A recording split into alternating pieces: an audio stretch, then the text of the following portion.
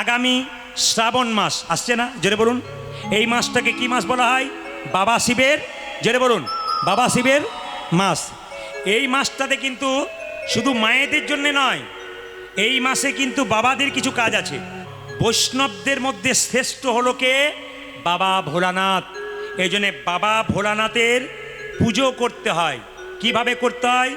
প মানে পবিত্র, দীর্ঘ মানে উপাচার, বর্কিজ্য মানে জপ, আ মানে আচার। এই যে পুজো করছেন না, পূজা মানে কি? প মানে পবিত্র, দীর্ঘ মানে উপাচার, বর্কিজ্য মানে জপ, আ মানে আচার। তাকাবেন, বাবা শিবকে কি করবেন? আপনি শিবলিঙ্গ বাড়িতে কটা রাখবেন? দুটো নয়, একটা। সাদা রঙের শিবলিঙ্গ রাখবেন না, কালো রাখবেন। সাদা কি? বৈরাগ্যের প্রতীক, ওটা আপনারা রাখবেন না, সংসারী মানুষ, আপনারা কালো রাখবেন। এবার বলি, যে যেখানে বসে আছেন, শিবলিঙ্গকে যখন স্নান করাবেন তখন পাত্রটা কিসের হবে? যে পাত্রের উপরে শিবলিঙ্গ রাখবেন, এক হতে পারে পাথরের থালা, আর দুই হতে পারে তামার থালা, তামার পাত্র কিংবা পিতলের পাত্র। খুব মাথায় রাখবেন, পিতলের পাত্র হলে ভালো হয়।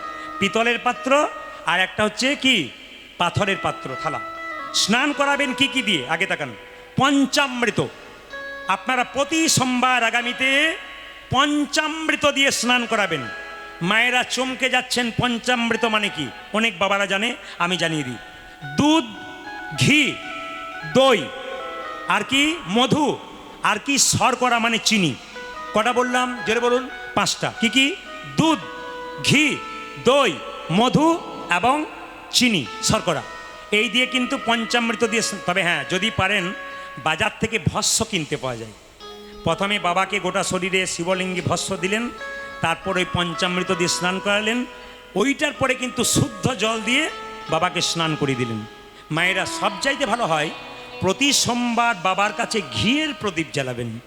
মায়েরা, ঘিয়ের প্রদীপ, ঘিয়ের প্রদীপ জ্বালাতে হয় বাবা ভোলার ডান দিকে, আর হ্যাঁ বাঁ দিকে, আর তেলের প্রদীপ জ্বালাতে হয় বাবা ভোলার ডান দিকে। মাথায় রাখবেন, এগুলো কিন্তু আপনারা করবেন।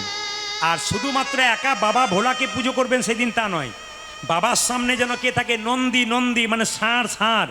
ছোট একটা ষাঁড় কিনতে পাওয়া যায়, মাটির পাথরের ষাঁড়কে পুজো করবেন। যদি পারেন বাবার গোটা পরিবারকে পুজো করবেন। পরিবারটা কে কে? মা দুর্গা, আর কে বলুন তো? মা দুর্গার, কার্তিক আর গণেশ, এদেরকে আপনারা পুজো করলে বাবা কিন্তু খুব খুশি হয়।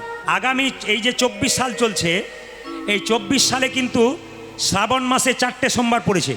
মায়েরা সবাই তাকান, আগামী এই যে 24 সাল আমার এখন চলছে, আগামী শ্রাবণ মাসে 4টে সোমবার। ক তারিখ ক তারিখ বলে দিই, সবাই শুনবেন। একটা প্রথম হচ্ছে 6 তারিখে সোমবার পড়েছে শ্রাবণ মাসের, একটা 13 তারিখে পড়েছে, একটা পড়েছে 20 তারিখে, একটা পড়েছে 27 তারিখে। এই শ্রাবণ মাসে বাবা শিবকে স্নান করাতে হয়। কিভাবে স্নান করাবেন একটু পথ বলে দিই। বাবারা যারা আছেন, অন্তত আপনাদের কাছে নিবেদন রইল, শ্রাবণ মাসে দেখবেন ঝাড়খণ্ডে, আমি দেখেছি গান করতে গিয়ে, ঝাড়খণ্ডে যত মানুষ আছে শ্রাবণ মাসে কেউ আমিষ খায় না। কিন্তু আপনার শ্রাবণ মাসে আমিষ যদি অনেকে খান, বাড়িতে অন্তত এই নির্দেশ দেবেন যে শ্রাবণ মাসে 4টে সোমবার, সবাই তাকাবেন, শ্রাবণ মাসে 4টে সোমবার বাড়িতে যেন আমিষ না হয়। আমি আপনাদের বলে দিয়ে যাই, যে যেখানে বসে আছেন মায়েরা, বাবা শিব যেমন ভস্য মেখে বসে থাকতো শ্মশানে, ঠিক সেরকম বাবা শিব মাঝে মাঝে পার্বতীকে কোলে নিয়ে বসে থাকতো, পার্বতীকে কোলে নিয়ে বসে থাকতো। এক সময় কৈলাস পর্বতে পার্বতীকে নিয়ে যখন বাবা শিব কোলে করে নিয়ে বসে আছে, তখন চিত্রকেতু রাজা চিৎকার করে বলেছিল, ই মা, কি লজ্জার ব্যাপার, বাবা মাকে কোলে নিয়ে বসে আছে গো, কি লজ্জার ব্যাপার। পার্বতী তখন অভিশাপ দিয়েছিল, রাজা চিত্রকেতু, তুমি আমাকে বলছো অসুরের মতো আচরণ করলে, আমি তোমার বাবার কোলে বসে আছি, অভিশাপ দিলাম তোমার অসুর কোলে জন্ম হোক। তখন সঙ্গে সঙ্গে চিত্রকেতু রাজা করজোরে বলেছিল, মা, অভিশাপ তুমি আমায় দিলে, আমি অসুর কুলে জন্ম নেব, আশীর্বাদ দাও ভগবানের সেবা যেন করতে পারি। সেই চিত্রকেতু রাজা কিসে জন্ম নিলেন? বৃত্তাসুর রূপে জন্ম নিলেন। এবং সেই বৃত্তাসুর কি করলেন মায়েরা?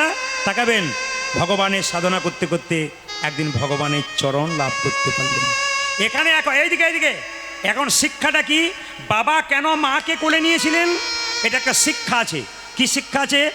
বাবা ভোলা যখন ভাগবত কথা বলেছিল, তখন প্রথম কে সরেছিল বলুন তো? ভাগবতের শ্রোতা প্রথম কে? মা দুর্গা। তারপর সুখ পাখি শুনলো, সে তো সুখদেব গোস্বামী হয়ে গেল।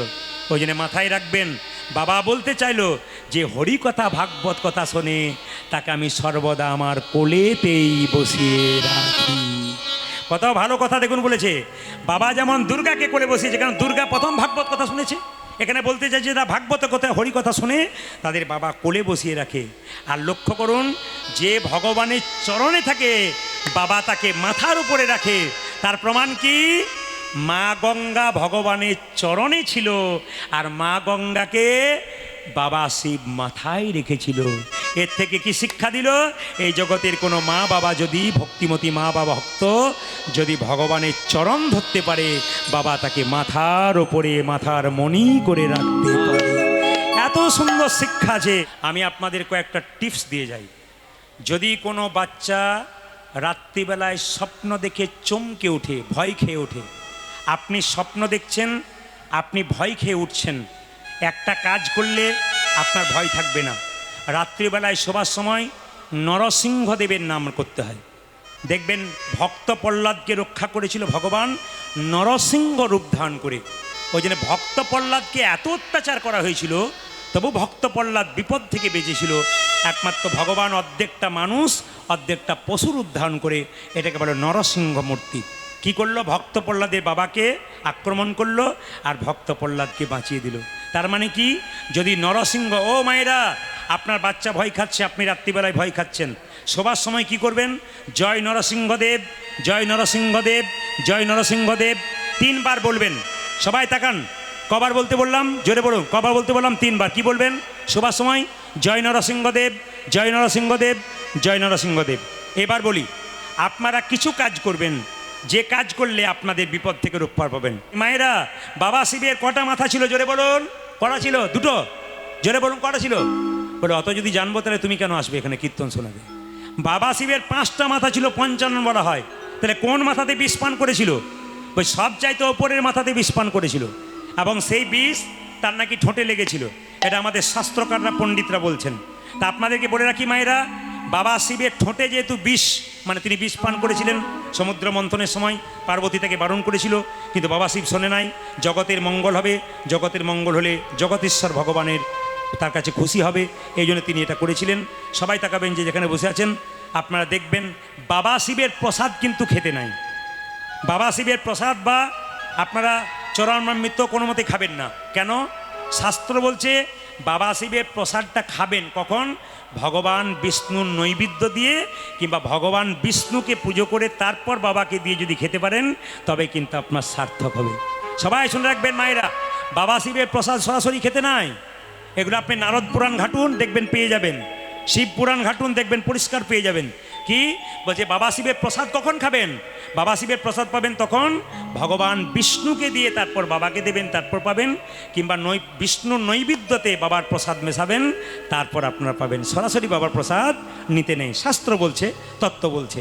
আপনাদের কাছে নিবেদন রইল, আগামী শ্রাবণ মাসে একটা কাজ করবেন, বাবা শিবলিঙ্গে যখন জল ঢালবেন মায়েরা, তখন অন্তত সর্প রাখবেন। জীবন্ত সর্প নয়, পিতলের সর্প বা কিছু সর্প ছবি আপনি রাখবেন, তাহলে বাবা কিন্তু খুব খুশি হয়। বলুন বাবা ভোলানাথ কি, বাবা ভোলানাথ কি, বাবা ভোলানাথ কি।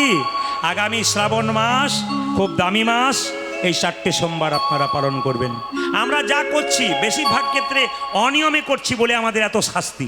সবাই তাকাবেন, আমি প্রায়বার ওই তারকেশ্বরের পথ দিয়ে গান করতে যাই, তো ওখানে আপনারা সবাই দেখবেন তারকেশ্বর শিব মন্দিরে অনেক ছেলে মেয়েরা বাঁক কাঁধে নিয়ে, এই যে তাকাবেন, বাঁক কাঁধে নিয়ে কি করে? জল ঢালতে যায় শেওড়াফুলি থেকে 40 কিলোমিটার দূরে।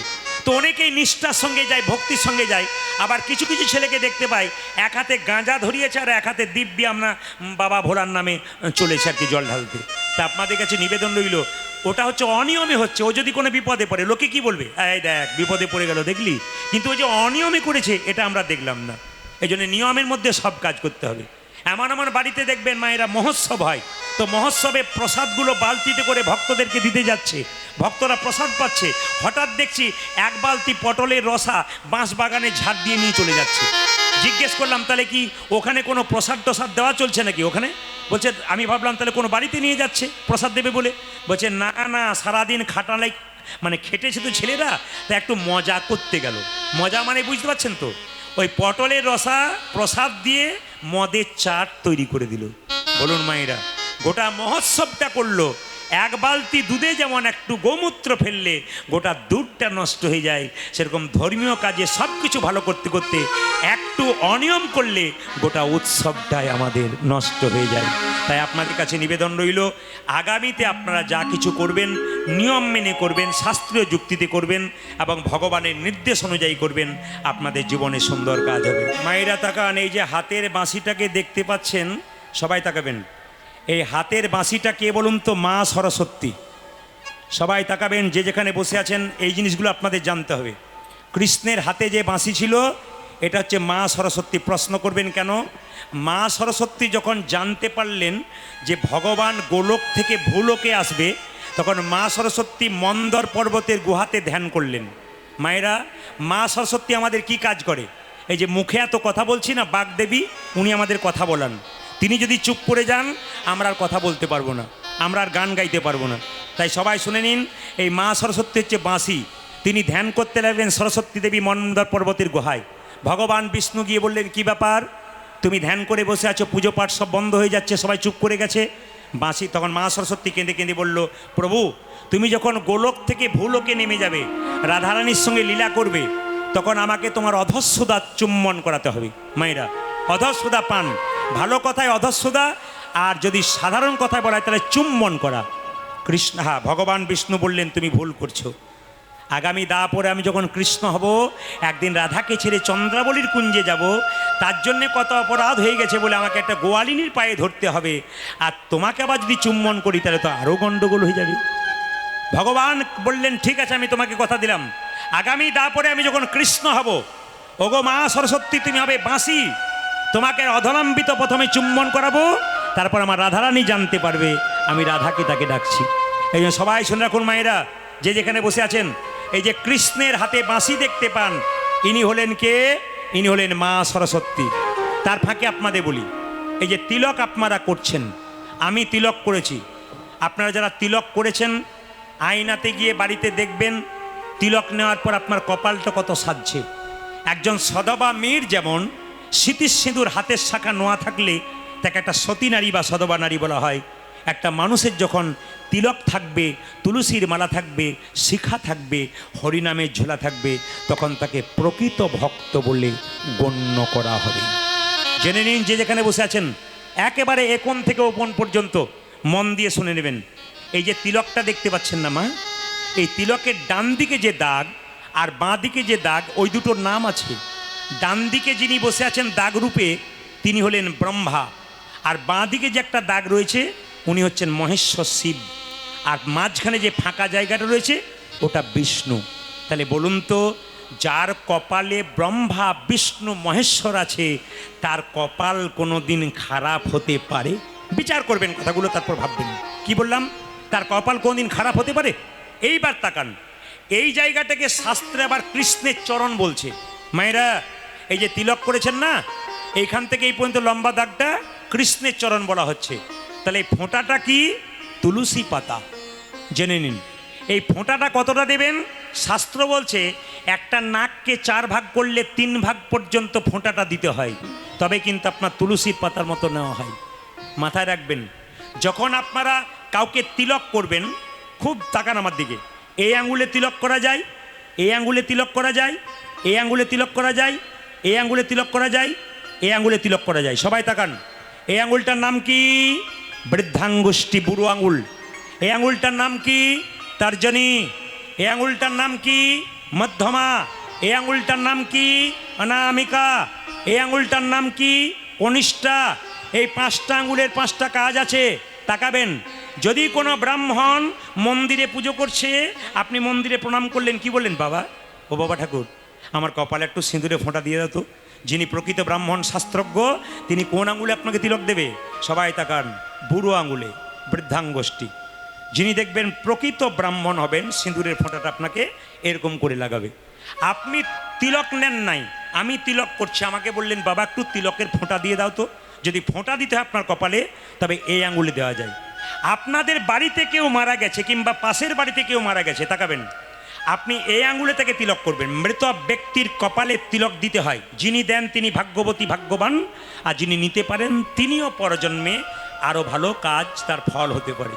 তাকাবেন, এই আঙ্গুলে তিলক করবেন কাকে? যিনি মারা গেছেন তার কপালে এই আঙ্গুলে তর্জনীতে তিলক করবেন। মায়েরা, এই মাঝের আঙুলটা কি নাম? মধ্যমা। এই আঙ্গুলে কাকে তিলক করবেন? তাকাবেন সবাই, এই আঙ্গুলে কাকে তিলক করবেন? নিজেকে তিলক করবেন এই আঙ্গুলে। সবাই তাকাবেন, যেদিন তিলক করবেন নিজেকে তিলক করবেন মধ্যমা মানে মাঝের আঙুলটাতে। এইবার এই আঙুলটাতে তিলক কাকে করবেন? ভগবান কৃষ্ণের চরণে এই আঙুলে তিলক করতে হয়। গুরুদেবের চরণে এই আঙুলে তিলক করতে, এটা নাম অনামিকা। যারা গুরু মন্ত্র নিয়েছেন তারা মেনে নিন। আপনি যখন মন্ত্র ভজন করেন তখন আপনি কোন আঙুল থেকে মন্ত্র শুরু করেন দেখান। কোন আঙুল থেকে আপনারা দেখান একটু। হ্যাঁ, খুব সুন্দর। এই আঙুল থেকে আপনারা মন্ত্র ভজন করেন। ভগবানকে তুলসী পাতা দেবেন, এই আঙুলে টাচ থাকবে। ভগবানকে বাতাসা দেবেন, এই আঙুলে টাচ থাকবে। খুব মাথায় রাখবেন। এইবার কড়ি আঙুলে কাকে তিলক দেবেন? এই দেখুন, ভাইয়ের কপালে দিলাম ফোঁটা আর জমের দুয়ারে পড়ল কাঁটা। এইবার বলে দিই, আপনারা যারা তিলক করতে পারেন না, মাছ মাংস খান বলে, আমি তাদের জন্য পরিষ্কার করে জানাই, আপনারা তিলক করবেন। শাস্ত্র জল তিলকের বিধান দিয়েছে। যারা এতক্ষণ ধরে কীর্তন শুনছেন, অনেকে মনে মনে ভাবছেন আমরা তিলক করি নাই, করতে পারবো না, ভবিষ্যতে দেখবো যদি পারি। না, আপনি কাল থেকে করবেন, আপনার কোনো ব্যাপার নেই। আপনি খাবার সময় কি খাবেন আপনি খান, কিন্তু স্নান করার পর সবাই শুনে নিন, শাস্ত্রে জল তিলকের বিধান দিয়েছে। আপনি স্নান করে মন্দিরে জল ঢালতে যান, তুলসী মন্দিরে, আপনি স্নান করে ভগবানকে একটু প্রণাম টনাম করেন, তখন কি করবেন? আমার দিকে তাকাবেন। এই হাতে জল নেবেন, এই আঙ্গুলে করে আপনি জল তিলক করে নেবেন। এই যেমন আমি তিলক করেছি সেরকম জলের তিলক করে নেবেন। দুটো দাগ দিয়ে দেবেন, এখানে একটা ফোঁটা দিয়ে দেবেন। আপনার জল তিলক হয়ে গেল, কেউ দেখতে পেল না, কিন্তু আপনার কপালে একটা তিলক হয়ে গেল। আপনি তুলসী মন্দিরে জল দিচ্ছেন, তখন তুলসী মন্দিরে যে মাটিটা রয়েছে এই আঙ্গুলে করে মাটিটা কপালে নিয়ে হরে কৃষ্ণ মহামন্ত্র বলবেন, আপনার বাচ্চাকেও দেবেন। এই সুন্দর সুন্দর তত্ত্বগুলো আপনাদের বলে দিলাম। আগামীকাল থেকে যদি আপনারা করতে পারেন তবে আপনাদের কীর্তন শোনা সার্থক হবে, নইলে কিন্তু হবে না। আজকে আপনারা যারা কীর্তন গান শুনতে এসেছেন, আপনারা বড় ভাগ্যবতী এবং ভাগ্যবান যে বাড়িতে না থেকে হরিবাসরে বসতে পেরেছেন। যারা হরিবাসরে বসতে পারে তাদের কিন্তু ভাগ্য খুব ভালো হয়। আর যারা স্থির চিত্তের মানুষ হয় তারা চঞ্চলতা করে না, স্থিরভাবে বসে। ভগবান বলেছেন, কটা আপেল কটা লেবু মন্দিরে দিলে ওটা আমি দেখি না, মন মনা ভবা মন মনা মদ ভক্তা। তুমি তোমার মনটা ভগবানের চরণে দিলে কিনা। আজ আপনারা কে কোন ভাব নিয়ে কীর্তন শুনছেন ওটা আলাদা ব্যাপার, কিন্তু আপনারা আপনাদের মনটা ভগবানকে দিতে পারলেন কিনা এটাই সবচাইতে বড় ব্যাপার। তাই যারা কীর্তন শুনতে এসছেন, টাকা পয়সা নয়, আপনাদের মনটাকে যদি গোবিন্দের চরণে দিতে পারেন, নেতাই গৌর হরি বল বলে ভগবানের কৃপা আপনাদের হয়ে যাবে। তো যিনি মহাপ্রভু তিনি প্রত্যেকটা জীবের দ্বারে হরিনাম দিচ্ছেন। এইদিকে তাকাবেন, প্রত্যেকটা জীবকে হরিনাম দিচ্ছেন। সবাই তাকাবেন। মহাপ্রভুর ভাব সবাই বুঝতে পারে না। কারা বুঝতে পারে? এক ট্রাক বালিতে যদি এক হাত চিনি ছুঁড়ে দেওয়া যায়, আর চিনি আর বালি যদি একসঙ্গে মিশিয়ে দেওয়া যায়, তাহলে চিনিকে কি কেউ পারে চিনিতে এক ট্রাক বালিতে? বলছে কেউ পারে না, একজন পারে। পিপিলিকা পারে চিনিকে চিনিতে এক ট্রাক বালিতে। পিপিলিকার মতো যারা গৌর ভক্ত, যারা গৌর গৌর বলে কানতে পারে, একমাত্র নিদাই গৌর হরি বল বলে, তারাই ভগবানের ভাব বুঝতে পারে। ভগবানকে ডাকতে গেলে কাঙাল হতে হবে। আপনি প্রশ্ন করবেন, যার গাড়ি বাড়ি টাকা পয়সা ধন দৌলত আছে সে কি ভগবানকে পাবে না? সে তো প্রচুর টাকার মালিক। না না, আমি সেই কাঙালের কথা বলি নাই। আপনার গাড়ি বাড়ি টাকা পয়সা ধন দৌলত সব থাকবে, কিন্তু মন থাকবে গোবিন্দের চরণে। খুব মন দিয়ে শুনবেন। জনক ঋষি রাজা যিনি পূর্ণত্যাগী ছিলেন, তিনি কোনোদিন সংসার ত্যাগ করেন নাই। সোনার পুরীতে বসে থাকতো, মনকে সে যে গোলকে রাখতো। এরকম যদি ত্যাগী হওয়া যায়, ভগবান শ্রীকৃষ্ণের চরণ পাওয়া যায়। মায়েরা, সীতার বাবা জনক রাজা, রাজা থেকে ঋষি হলো কেন? না, জনক রাজা যে বাড়িতে বাস করতেন গোটা বাড়িটা সোনা দিয়ে মোড়া থাকতো, কিন্তু মন রাখতেন গোবিন্দের চরণে। এখান থেকে আপনারা কি প্রমাণ পেলেন? আপনার গাড়ি বাড়ি টাকা পয়সা ধন দৌলত সব থাকবে, কিন্তু মন থাকবে আপনার গোবিন্দের চরণে। আর কি বললেন? পাকাল মাছ পাকে থাকে, তুলে দেখো পাকাল মাছকে, বড় হয়েছে সে পাক খেয়ে, পাকাল মাছের গায়ে কোনো পাকের দাগ লাগে নাই। মায়েরা, 5 কেজি 10 কেজি পাকাল মাছ আপনি পুকুর থেকে তুলে আনবেন, পাক খেয়ে বড় হয়েছে, কিন্তু ওপরে দেখবেন পাকের কোনো গায়ে দাগ নাই। আপনারা ভক্ত পাকাল মাছ যারা সংসার পাকের মধ্যে ডুবে আছেন, যারা হরি কথা কৃষ্ণ কথা বলেন, তাদের শরীরে কোনো দুঃখের ছাপ থাকে না, সদা আনন্দময় হয়ে থাকে। ওই জন্য মায়েরা, কৃষ্ণ ভক্ত যারা হয় তাদের দুঃখ থাকে না। হাজার দুঃখের মধ্যেও যদি জিজ্ঞেস করা হয়, হ্যাঁ গো কেমন আছো, তারা কি বলে? কৃষ্ণের কৃপায় ভালো আছি। খারাপ থাকলেও কি বলে? কৃষ্ণের কৃপায় ভালো আছি। কিন্তু প্রচুর টাকার মালিক, তাকে জিজ্ঞেস করুন তুমি কেমন আছো, সঙ্গে সঙ্গে সে কি বলে? টেনশন চলছে, একেবারে ভালো নেই। কিন্তু যারা কৃষ্ণ ভক্ত হয় তারা বলে হরির কৃপায় ভালোই আছি। আবার কি বাবা? পদ্মপাতা জলে ভাসে, যখনই বর্ষা আসে, বর্ষার জল লাগে পদ্ম পাতার গায়ে, তুলে দেখো পাতাখানা, পদ্মের গায়ে দাগ লাগে না। এরকম যদি ত্যাগী হওয়া যায়, ভগবান শ্রীকৃষ্ণের চরণ পাওয়া যায়। পদ্মপাতা জলে ভাসছে, বর্ষার জল পদ্মপাতার গায়ে ফটাফট পড়ছে, কিন্তু পদ্মপাতার গায়ে কোনো দাগ হয় না। যারা ভক্ত পদ্মপাতা আছে সংসারের মধ্যে, যতই দুঃখের ছাপ পড়ুক, যারা আনন্দময় আনন্দ হয়ে থাকে, তাদের শরীরে কোনো দুঃখের ছাপ থাকে না।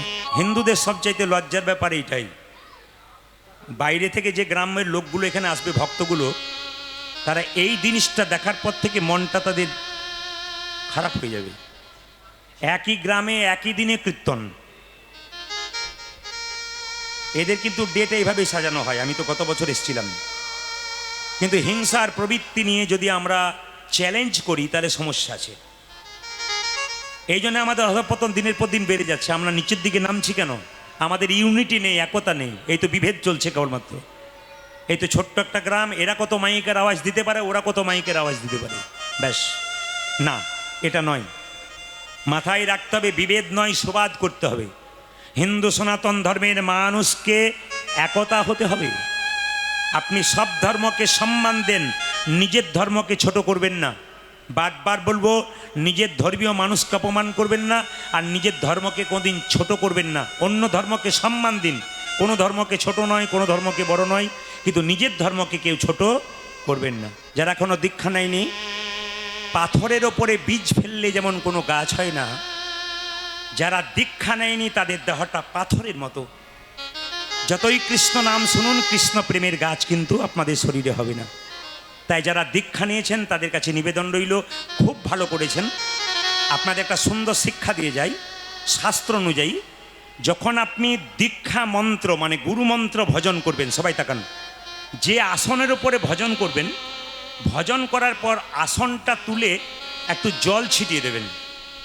ধরুন আপনি যখন দীক্ষা মন্ত্র বা গুরুমন্ত্র ভজন করবেন, নিচে বসে করতে নাই, কি কোনো একটা আসন নিতে হয়, কিছুর উপর বসে করতে হয় ধীরে। তো যখন আসনের উপর বসবেন, আসনটা তুলবেন, একটুখানি জল আসনের নিচে ছিটিয়ে দেবেন। ছিটিয়ে দেওয়ার পর কি করবেন? সেই জলটা চোখে একটু নিয়ে নেবেন।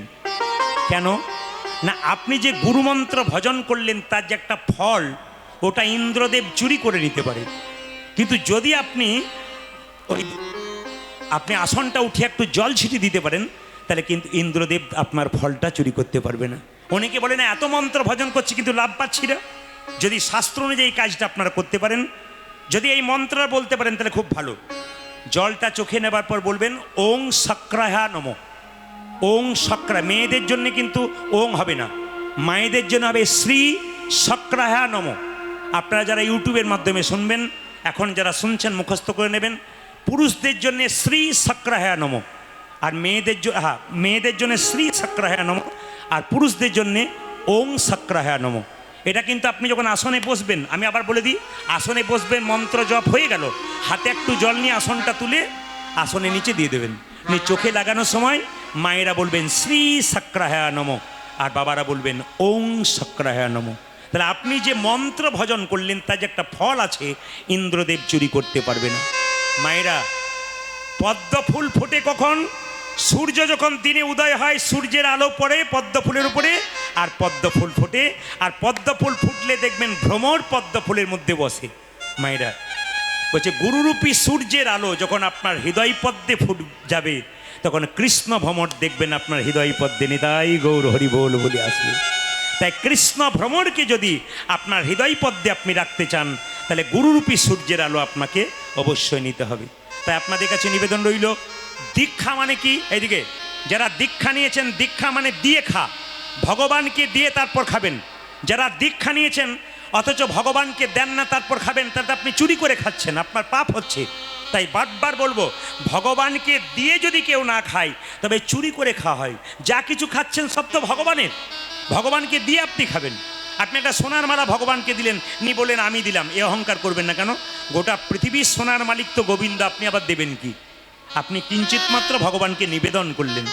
তাই বলবো, দীক্ষা মানে দিয়ে খা, আর দীক্ষা মানে কি মা? দেখা। কি দেখা? এই দিয়ে দেখা। দীক্ষা মানে দিয়ে খা, আর দীক্ষা মানে দেখা। কি দেখা? মায়েরা, জন্মের পরে দুটো চোখ হয়, ডান চোখ আর বাম চোখ। যখন গুরুদেবের কাছে মন্ত্র নিলেন, আর একটা চোখ হবে, এই চোখটার নাম জ্ঞান চক্ষু। আমি আপনাদের বারবার বলবো, যারা এখনও দীক্ষা নেন নাই, প্রত্যেকটি হিন্দু পরিবারের প্রত্যেকটি ছেলে মেয়েদেরকে বলবো, দীক্ষা নিয়ে নিন, কৃষ্ণ ভজন করুন, আপনার জীবন পবিত্র হবে, আপনি দিনের পর দিন আরও উন্নত হবে। যত মন্ত্র জপ করবেন তত আপনার ভগবানের চরণের দিকে মন যাবে, আপনার শান্তি হবে, আপনি সুখে থাকবেন। ভগবানের কাছে একটা জিনিস প্রার্থনা করবো আপনাদের জন্য, একজন মানুষ যদি 100 বছর বাঁচে অথচ কৃষ্ণ ভক্ত না হয়, তবে তার 100 বছর বেঁচে কোনো লাভ নেই। কোনো মানুষ যদি 10 বছর বাঁচে অথচ কৃষ্ণ ভক্ত হয়, তার বেঁচে লাভ আছে। কেন? আপনি কৃষ্ণ ভক্ত হয়ে 10 বছর বাঁচলে আরও 50টা কৃষ্ণ ভক্ত তৈরি করে দিয়ে যাবেন, আর অভক্ত হয়ে 100 বছর বাঁচলে আরও আমি 200টা অভক্ত তৈরি করে দিয়ে যাবেন। তাই আমি বারবার বলবো, আপনারা কৃষ্ণ ভক্ত হয়ে থাকুন, আপনাদের জীবন সুন্দর হবে। আমি শুধুমাত্র আপনাদের জন্য আজকে হরিবাসরে ভগবানের কাছে একটা প্রার্থনা করব, হে প্রভু, যারা আজকে কীর্তন শুনতে এসছেন, তাদের বাড়িতে গাড়ি বাড়ি টাকা পয়সা হোক আর না হোক, প্রত্যেকটি বাড়িতে একটা করে কৃষ্ণ ভক্ত সন্তানের জন্ম হোক। আপনারা যেন গর্ব করে বলতে পারেন, আমি চোরের মা নই, আমি ডাকাতের মা নই, আমি মস্তানের মা নই, আমি ভক্তের মা হতে পেরেছি।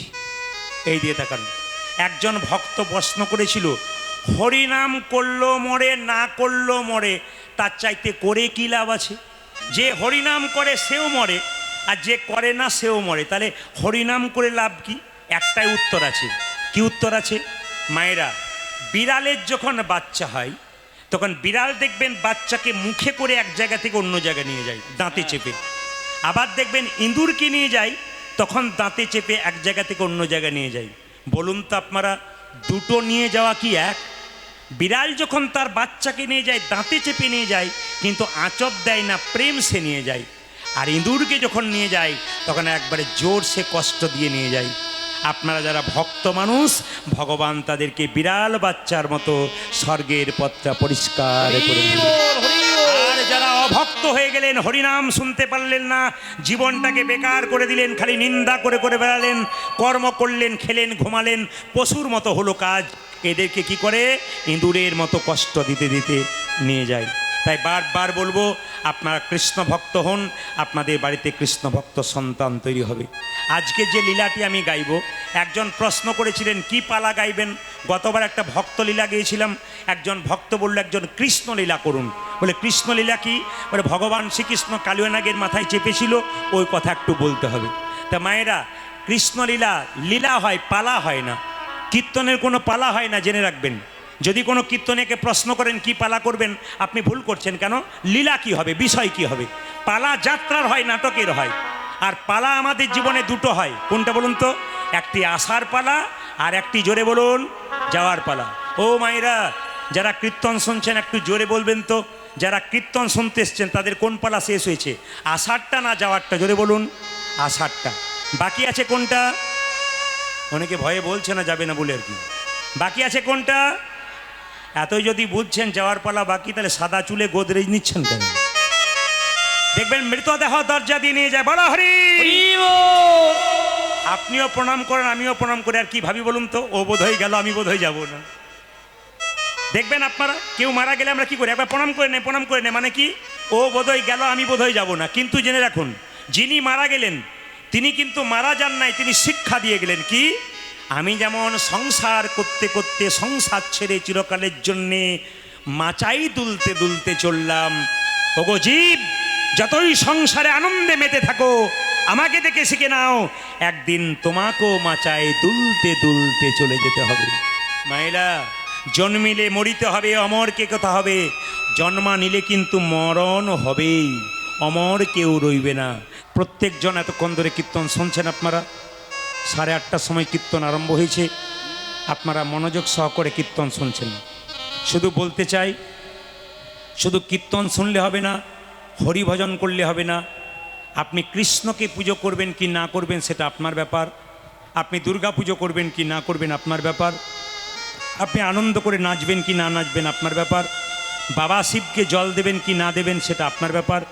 কিন্তু আপনাদের বারবার নিবেদন রাখতে চাই যে যেখানে বসে আছেন, বাড়িতে দুটো জীবন্ত দেবদেবী আছে, তাদের দুজনকে আপনারা আগে সেবা দেবেন।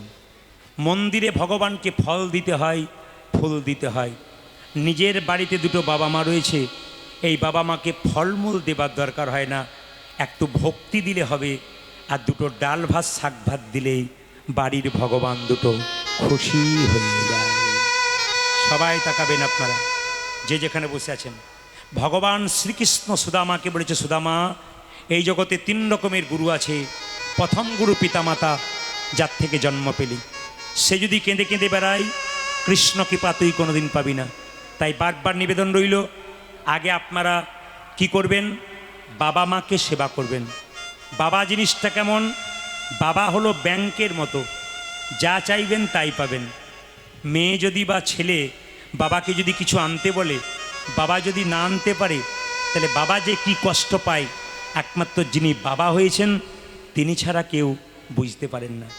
বাবা হলো বাড়ির ছাদ, মা হলো খুঁটি। ছাদ আর খুঁটি দুটো যদি চলে যায়, তাহলে বাড়ি কিন্তু ভেঙে যায়। মায়েরা, সংসারে যার বাবা মা আছে বেঁচে, তিনি জানবেন ভাগ্যবান। যার বাবা মা চলে গেছে, তার মানে আপনাকে বুঝতে হবে আপনার সংসারের সবচাইতে আপন মানুষটা কিন্তু চলে গেছে। তাই বারবার বলবো, বাবা মাকে সেবা করুন। মায়ের মতো আপন কেউ হয় না। মুসলমানদের একটা ধর্মগ্রন্থ আছে, তার নাম দীন-এ তালিম। তাতে বলেছে, बाप ने जन्म दिया उछली हुई पानी से, माँ ने जन्म दिया अपना जान का कुर्बानी से। बाबा तो 2-4 दिन आनंद करेছে, আর মা কি করেছে?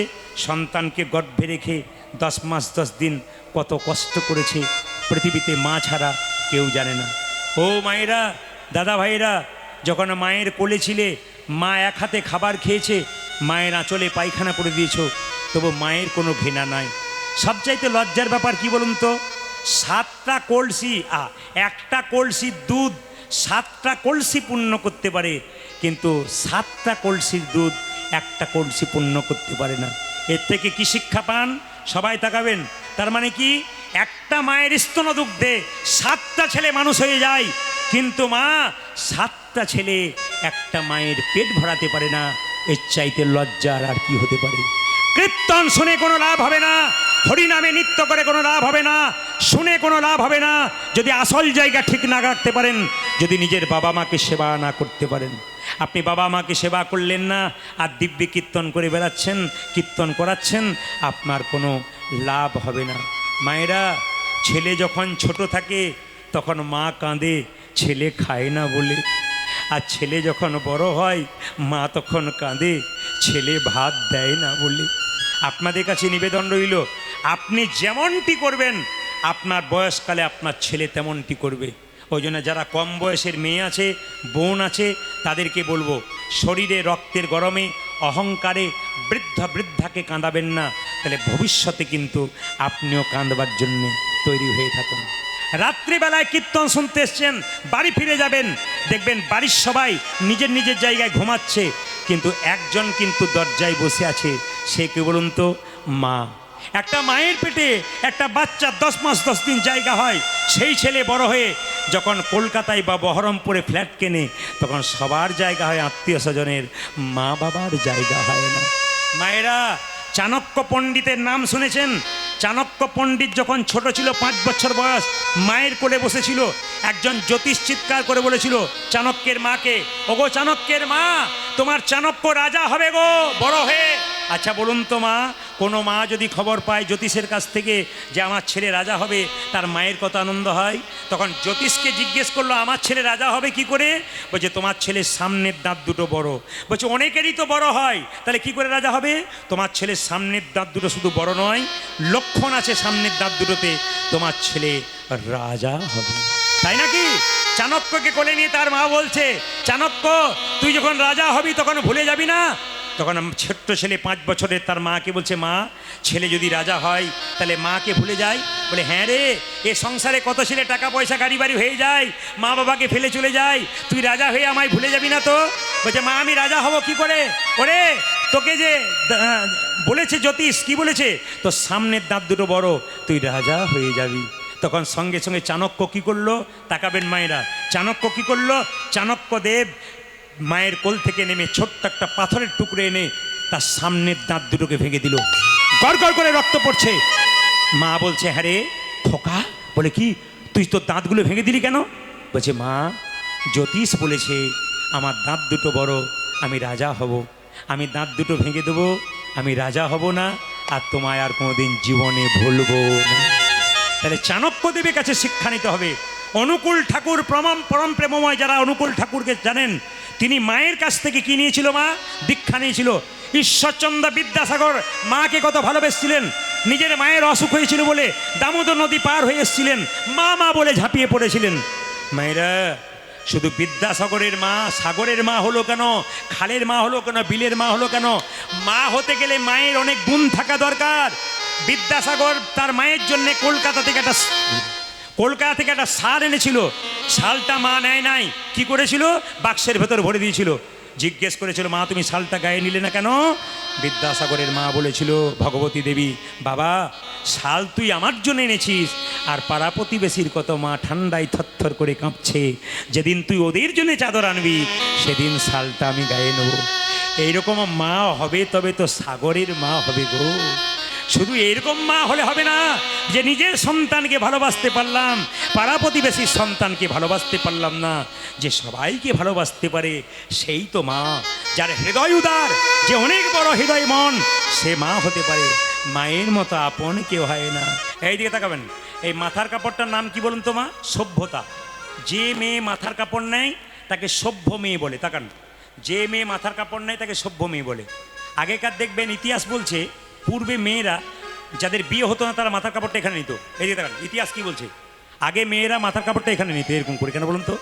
আগেকার রাজা জমিদার সুন্দরী মেয়ে দেখলে বাগান বাড়িতে তুলতো, এই জন্য আইবুড়ো অবস্থায় যাদের বিয়ে হয় নাই তখন মেয়েরা মাথার কাপড়টা এরকম করে নিত। আমাদের যারা দিদিমা ঠাকুমা যারা ছিল, হ্যাঁ 90-100 বছর বয়স মায়েরা মাথার কাপড়টা এরকম করে রাখতো। দেখবেন আমার মাকে দেখেছি মাথার কাপড়টা এখানে, আমার কাকিমা দেখেছি মাথার কাপড়টা সত্যি সত্যি খোঁপা মানে বাম্পার পর্যন্ত গেল। এখন যারা বাড়িতে এসছে বাম্পার টাম্পার নিয়ে হাইওয়ে রোড হয়ে গেছে। এখন দেখবেন আবার মেয়েরা দেখবেন এখন কি সম্পর্ক, ভাসুর দেখলে দেখবেন মেয়েরা কি করে, মায়েরা ভাসুর দেখলে আগে পর্দা নিত না, এখন নেয় না। কেন? যেদিন থেকে ভাসুর হলো বর্দা সরে গেল পর্দা, যেদিন থেকে ভাসুর বর্দা হয়ে গেল আর পর্দা নাই। আমি আপনাদের বলবো পর্দাটুকু রাখুন, এটা ভদ্রতা। এটা যত রাখবেন সমাজ ভালো থাকবে, সংসার ভালো থাকবে, মান্যতা থাকবে সমাজের মধ্যে। আর যত আপনার সমাজকে না মানবেন, আপনার বিশৃঙ্খলা করবেন, আপনি খাটো পোশাক পরবেন, আপনার ছেলে মেয়ে যখন ভবিষ্যতে আসবে তখন তারা আরও খাটো পোশাক পরে সমাজটা দূষিত হয়ে যাবে। তাই সমাজ যাতে ভালো থাকে, সংসার যাতে ভালো থাকে, আমাদের সমাজ যেন সুন্দর হয়ে থাকে, মহাপ্রভুর কৃপা আমরা পাই, তার জন্য সবাই চেষ্টা করব। যে যেখানে বসে আছেন মনোনিবেশ করে শুনবেন। বৈষ্ণব কাকে বলে? ত্রিনাদপি শুনিচেন তরিব সহিষ্ণুনা অমানেন মানদেন কীর্তনীয় সদাহরি। তাকাবেন, সবাই বৈষ্ণব নয়। কি কি থাকবে? ত্রিনাদপি, রাস্তা দিয়ে পেরিয়ে যাবেন, ঘাসের ওপরে পা দেবেন, ঘাস মাথা নিচু করবে, আবার পা সরাবেন, ঘাস মাথা উঁচু করবে। বৈষ্ণবকে হাজার কথা বলবেন, বৈষ্ণব ওই যে মাথা নিচু করবে আর উঁচু করবে না, ঘাসের চাইতেও নিচ, তররি বসইস না। আপনি গাছকে কাটছেন, গাছ যতক্ষণ না মাটিতে পড়ছে আপনাকে ছায়া দান করছে, আপনাকে ফল দান করছে। তাকাবেন, গাছ যতক্ষণ না মাটিতে পড়ছে আপনাকে ছায়া দান করছে, আপনাকে ফল দান করছে।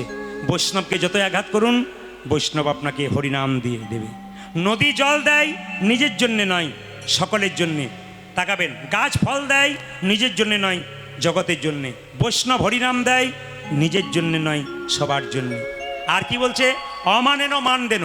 আপনাদের বহরুলের রাস্তাতে আপনারা পেরিয়ে যাচ্ছেন, হঠাৎ দেখতে পেলেন যে কুষ্ঠব্যাধি লোক থরথর করে কাঁপছে, আপনি আমি পেরিয়ে গেলাম, সবাই নাকে কাপড় চাপা দিয়ে চলে গেলাম। কিন্তু যিনি পরম বৈষ্ণব তিনি কি করবেন? কোলে কোল দিয়ে বলবেন, কোনো ডাক্তার তোকে ভালো করতে পারে নাই, আমার সঙ্গে কোলে কোল দিয়ে একবার হরি বল বল, তোর দেহরোগ তো দূর হবে, তার সঙ্গে তোর ভবরোগ দূর হয়ে যাবে। ইনি বৈষ্ণব। আর বৈষ্ণব কাকে বলে বাবা? কীর্তনীয় সদাহরি, যার মুখে হরিনাম থাকবে, তিলক, তুলসী, মালা, শিখা ও কৌপিন, বহিব্বাসে হরিনাম, মুখে নিষিদিন। এই চারটে জিনিস, যা পাঁচটা জিনিস যা থাকবে, তিলক থাকবে, মালা থাকবে, শিখি থাকবে, আর কি থাকবে মা? কৌপিন থাকবে, মুখে হরিনাম থাকবে, হরিনামের নামাবলী থাকবে, ইনি হচ্ছেন বৈষ্ণব। সবাই লক্ষ্য করুন, হাজার হাজার বটের ফল বট গাছে হয়, কিন্তু বট গাছের নিচে ফল পড়ে একটাও চারা গাছ হয় না। কি করে হয়? পাখিতে খেয়ে ছাতের কার্নিশে পায়খানা করলে তার থেকে চারা গাছ হয়। মায়েরা, যাত্রার মুখে কৃষ্ণ নাম শুনলে আপনার কৃষ্ণ প্রেম জাগবে না। যতক্ষণ না বৈষ্ণবের মুখে হরিনাম না শুনবেন ততক্ষণ আপনার শরীরে কৃষ্ণ প্রেম জাগ্রত হবে না। আর কি বলল? আপনি এখানে যেখানে গরুর হাট সামনে আছে, আপনি গাভী আর বাছুর কিনতে যাবেন, মিলিয়ে দেখবেন। আপনি গাভীকে দড়ি দিয়ে টানবেন, দেখবেন কোনো মতে গাভী আসবে না। বাছুরকে কোলে করে এগিয়ে দিয়ে চলে যান, দেখবেন আপনার পেছন পেছন গাভী আসবে। মায়েরা, বৈষ্ণবের, প্রকৃত বৈষ্ণবের চরণ ধরে যদি এগিয়ে যান, ভগবানকে ডাকতে হবে না, ভগবান আপনার পেছন পেছনে চলে যাবে। আপনাদের একটা কথা বলে রাখি, এদিকে রাধারানী কাঁদতে কাঁদতে আসছে। বধূ, আমি জানি একদিন মান করে অভিমান করে বসছিলাম, সে অভিমানে তুমি হয়তো জলে ঝাঁপ দিয়েছো, বিষ জলে। আচ্ছা মায়েরা, যে যেখানে বসে আছেন আপনার একটু মন দিয়ে শুনে দেবেন। যে যেখানে বসে আছেন মায়েরা, রাধারানীর কথা শুনলে আপনার চমকে যাবেন। আপনার সংসারে দুবার কৃষ্ণ নাম করতে পারছেন না, আর রাধার কথা একটু আপনাদের বলে যায়। যে যেখানে বসে আছেন মায়েরা, রাধারানীর জন্ম হয়েছিল কোথা থেকে? জোরে বলুন। রাধারানীর জন্ম মায়ের গর্ভ থেকে হয় নাই। কোথা থেকে হয়েছিল? পদ্ম ফুল থেকে। কিভাবে হয়েছিল? রাধারানীর মায়ের নাম ছিল কি? কৃত্তিদা। আর মায়ের নাম ছিল কীর্তিদা। আর বাবার নাম কি ছিল? বৃষভানু রাজা। কীর্তিদা একদিন স্নান করতে গেল, কোথায়? পুকুরে। দেখতে পেল সব পদ্ম ফুল ফুটেছে, একটা একটা করে পদ্ম ফুল শুকিয়ে যাচ্ছে, কিন্তু একটা পদ্ম ফুল বেশ কয়েকদিন ধরে তরতাজা রয়েছে, দিনের পর দিন যেন জ্যোতি বাড়ছে। সখীদেরকে বললো, সখী ওই পদ্ম ফুলটা আমায় তুলে নিয়ে আয়। যখন পদ্ম ফুলটা তুলে নিয়ে এলো, দেখলো একটা সোনার পোকা। বাড়িতে নিয়ে এলো, ওই পোকাটা আস্তে আস্তে একটা মেয়ের রূপ ধারণ করলো। কীর্তিদা তখন থেকে বলল তার স্বামী বৃষভানুকে, স্বামী তুমি চারিদিকে প্রচার করে দাও যে আমি গর্ভবতী আছি। আসলে তা নয়, ওই সোনার পোকাটা একটা মেয়ের রূপ ধারণ করছে। যখন সে মেয়ের প্রকৃত রূপ ধারণ করবে তখন বলবে আজকে আমার সন্তান হয়েছে। কিন্তু মায়েরা সবাই চমকে যাবেন, যখন রাধারানী আস্তে আস্তে নিজের রূপ ধারণ করলো তখন কিন্তু চোখে দেখতে পায় না। আচ্ছা, আপনাদের এই গ্রামে বহরুলে যদি কোনো মেয়ে জন্ম নেয়, চোখে দেখতে না পায়, আপনার গ্রামে সবাই দেখতে যাবেন না? সবাই দলে দলে দেখতে যাচ্ছে, রাধারানীর চোখ নাই। এখন তত্ত্ব কি বলছে? রাধারানীর চোখ নিল না কেন, চোখ খুলল না কেন? শর্ত করেছিল, জন্ম নিয়ে চোখ খুলব প্রথম ভগবান কৃষ্ণকে দেখে, তার আগে নয়। এর থেকে রাধারানী শিক্ষা দিলেন প্রত্যেকটা জীবকে, ওগো জীব, কীর্তন শুনতে এসছো, গ্যারান্টি নাই বাড়ি যাবেন। কেন? শুনতে এসছেন, গ্যারান্টি নাই বাড়ি যাবেন কেন? বলা যায় না, রাস্তাতে হরিবোল হয়ে যেতে পারে। আপনি রাত্রিবেলায় শোবেন, সকাল হলে চোখ খুলবেন, চোখ খুললে সকাল হবে, আর চোখ না খুললে আপনার জীবনে পরকাল হবে। ট্রেন আসবার সময় সিগন্যাল দেয়, আমরা জানতে পারি ট্রেন আসে। মৃত্যু আসবার সময় কোনো সিগন্যাল দেয় না, যে কোনো মানুষের জীবনে আসতে পারে। তাই বারবার বলবো, কার কখন যে চলে আসবে কেউ জানে না। রাধারানীর কৃষ্ণ ভজন শুনবেন মায়েরা। রাধারানী কি করতো শুনুন। রাধারানী কেঁদে কেঁদে বলতো, সখী রে, আমি এমন ঘরে বাস করি, একবার কৃষ্ণ বললে কাঁদতে পায় না, নয়নে কাজলে নিতে পায় না, নীল শাড়িটাই আমার পড়েতে মানা, যমুনাতে জল আনতে মানা, যমুনাতে জল আনতে আনতে মানা যমুনাতে জল আনতে মানা। ওরে ললিতা রে, আমি যে কিভাবে কৃষ্ণ ভজন করি আমি ছাড়া কেউ জানে না। শাশুড়ি ননদিনী আমার কৃষ্ণ বিবাদিনী।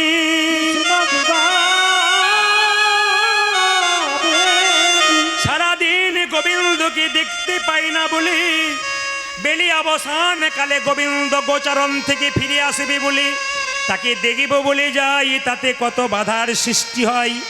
আমি যমুনাতে জল ফেলি আর জল ভরি, লোকে আমায় কত কথা বলে, লোকে যা বলে বলুক না কেন, আমি যে কৃষ্ণ ভালোবাসি, মায়েরা রাধারানী কৃষ্ণ ভজন শুনবেন। তিনি কি করতেন, যমুনা থেকে জল এনে উঠোনে জল ছড়িয়ে দিতেন। নি কি বলতেন, কাঁটা গেড়ে নরম নরম পা দিয়ে হা কৃষ্ণ প্রাণ গোবিন্দ বলে কাঁদতেন। কেন, রাজার ঘরের মেয়ে তো, সে তো কোনোদিন কাঁকর পাথরে পা দেয়নি, তাই কাঁটা গেড়ে উঠানে কি করতো, কাঁটার ওপরে পা দিয়ে কৃষ্ণ বলে কাঁদতো। শাস্ত্র বলছে, কণ্টক গাড়ি কমল সম পদতল, মঞ্জিরা চির ঝাঁপি, গা গড়ি ভারী ঢালি করি, পিচ্ছলে চলো তহি অঙ্গুলি চাপি। রাধারানী কেঁদে কেঁদে বলছে, ললিতা রে, আমি রন্ধনশালায় যাই, শুকনো কাঠগুলোকে জলে ভিজিয়ে উনানে দিয়ে দিই। আমার ননদিনী আমায় কত কটু কথা বলে, একদিন ননদিনী জানলা থেকে দেখছে আমি কি করছি। শাশুড়ি মা জিজ্ঞেস করলো, কুটিলা তুই কি করছিস? কুটিলা বলছে, তোর বউ কি করছে তাই দেখছি। সঙ্গে সঙ্গে জটিলা বলছে, আমার বউ রান্না করছে। কুটিলা বলছে, না, রান্নাঘরে বসে বসে কান্না করছে। জটিলা ছুটে এসে বলল, বৌমা তুমি তুমি কাঁদছো কেন? বলে, মা গো আমি কাঁদি নাই, কাঠগুলো সব ভিজেছিল, উনানে দেওয়ার সঙ্গে সঙ্গে ভিজে কাঠ চোখে ধোঁয়া লেগে আমার জল এসেছে। জটিলা বলছে, কুটিলা কাল থেকে আমার বৌমাকে শুকনো কাঠ এনে দিবি। সঙ্গে সঙ্গে দেখলো মায়ে ঝিয়ে ঝগড়া হবে। রাধারানী কেঁদে কেঁদে জটিলাকে বলল, মা গো, আমার ননদিনীর কোনো দোষ নয়, আমার ননদিনী আমায় শুকনো কাষ্ঠ এনে দেয়, কিন্তু অভাগিনীর কর্মদোষে কৃষ্ণ প্রেম রসের ধারা বয়ে হা গোবিন্দ প্রাণ গোবিন্দ বলে কাঁদতে থাকি।